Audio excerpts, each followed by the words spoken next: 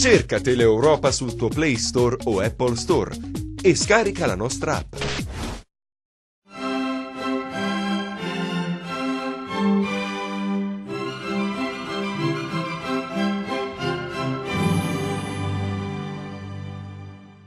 Benvenuti a Il Segno, appunti di grafologia. Oggi parliamo di simbolismo spaziale. Ad ogni realtà spazio-tempo percepita interiormente ne corrisponde una proiettata all'esterno. La personalità si proietta nel comportamento, nei gesti, nella voce, nel modo di ragionare, nella maniera di collocarsi nello spazio, nel movimento grafico. La scrittura è un movimento registrato e cristallizzato sulla carta, ma l'occhio del grafologo deve ripercorrere il tracciato che ha lasciato lo scrivente per scoprirne la dinamica e risalire dal prodotto al processo e dalla mano al cervello. Abbiamo l'io, la zona centrale, il superio, la zona superiore, l'esse, la zona inferiore, e corrisponde al superio la vita intellettiva, all'io la vita affettiva e all'esse la vita istintiva. Ma che cos'è il simbolismo spaziale? Max Pulver si è occupato di questo studio fin dal 1900 ed è passato alla storia per questo.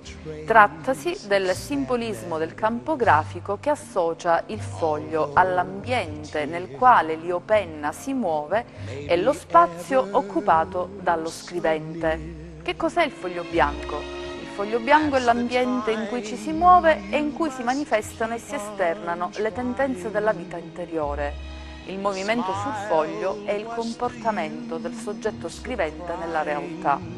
La direzione simboleggia l'andare verso gli altri e quindi procedere verso la vita o il futuro, oppure rinchiudersi in se stesso e allontanare gli altri. Il gesto grafico non solo utilizza ma crea lo spazio e dà origine al tempo, l'inizio, la fine, l'andamento di una lettera e di una parola, la fine e l'andamento di un'azione, di un rapporto, di un ragionamento.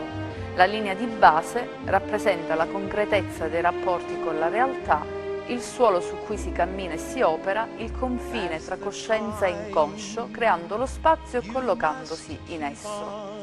Siamo continuamente attratti da 4 forze fondamentali o vettori: sinistra, destra, alto, basso, e ogni essere umano dà delle risposte in maniera personale a queste sollecitazioni. La zona centrale del foglio è quella in cui si manifesta l'io. Qui risiede la capacità di mediazione tra tutte le forze in gioco. La zona centrale è il presente, spazio di equilibrio tipicamente umano. Il tipo di risposta consente di verificare quale sia il movimento dominante della psiche del soggetto. Progressivo, se di attrazione verso il vettore di destra.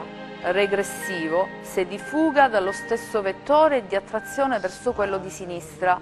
Ambivalente, quando oscilla tra i due opposti. Nei bordi dello spazio grafico del foglio agiscono 4 forze che sono delle strutture di pensiero, delle categorie impregnate di forte portata effettiva con cui ci poniamo di fronte alle realtà. Importante sono gli spazi bianchi.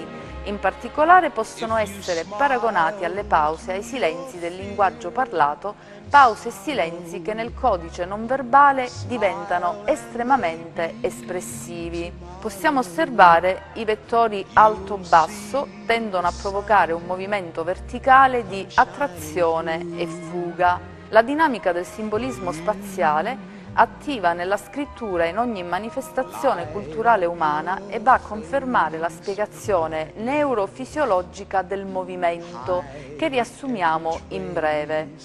Tutti i movimenti centripeti, regressivi, conservativi, egocentrici, rispondenti al vettore di sinistra, sono realizzati dai muscoli pronatori che chiudono la mano verso sinistra nei tragitti dell'adduzione e della flessione o tensione. Viceversa, i movimenti di abduzione e di estensione, frutto della prevalente azione dei muscoli supinatori, producono movimenti centrifughi, progressivi, allocentrici ed effusivi. If you just smile.